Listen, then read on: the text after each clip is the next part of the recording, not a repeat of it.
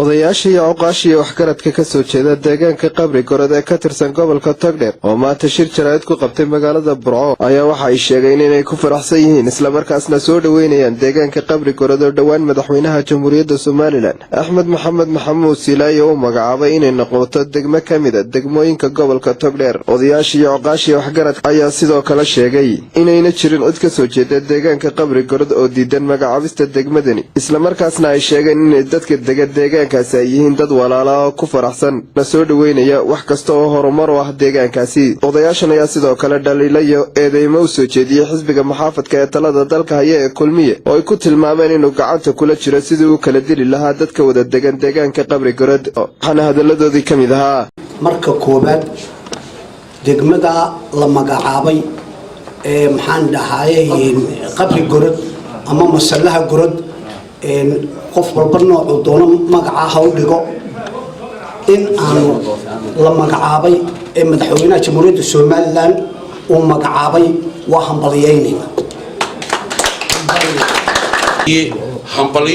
hambaliyeynayo degmada inoogu soo korodhay ee wixii hore aynu wada lahayn inoogu soo korodhay ee la bixiyay ee magaceeda la yiraahdo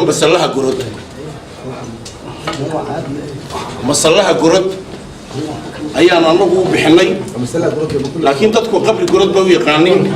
laakiin waxa aan jeclahay inaynu isla qaadano magacaas oo leeyahay masallaha gorod.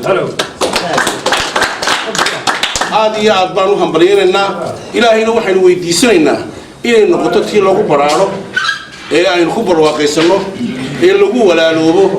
ee sidii awalba wanaag iyo karaamadii inaga dhaxeeyay si adkeysay ayaan ilaahayna weydiinaynaa. talabaad waxaan leeyahay adeerkay Muuse Biixi Cabdi أنا وعدك روسك كوك الله اللي معي موسى ولا وحن طلع هنا وحقوده وحن طلع هنا ضدك وشيكته طلع يا هبلي وحنا حين وضدك وشيكته بالرادي موسى وحنا حين هرمرك كلمية هرمرك السيلاية هرمرك السيلاية سلمان قال يا كلمية تيجيسا ودكدي بروح رنتي ودكدي يودميسا وابوري الله بوي وادركي الله بوي واددكي oo baqtiyaya waa sixir barar waa qabyaaladii oo kor u baxday waa musuqmaasuq iyo tal xantigay musawir waxaan inta ahayn oo aad ku ololeyso inaad ero dadka u sheegto doob intaas filimka hara loo daawado intaas ka soo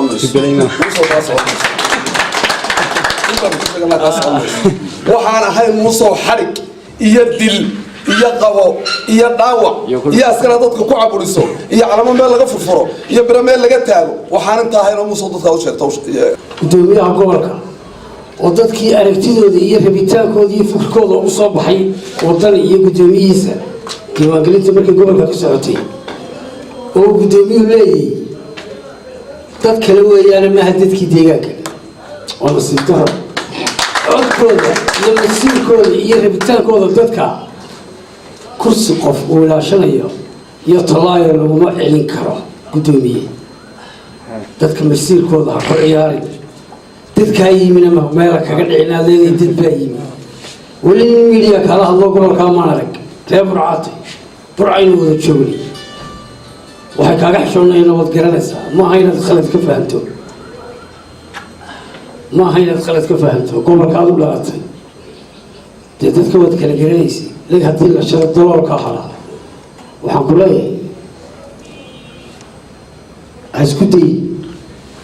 ولا كل شغالنا أمانك ولا كل شغالنا تذكاري وتقبل كاري وتذكاري حتى روح كقبل يسوع وأنت كبدل تذكر وقولي قلت لي أنا الدنبابة كل مية على هينو وغير ديان والله يكون سلومي هذا عايز. والسلام عليكم ورحمة الله وبركاته.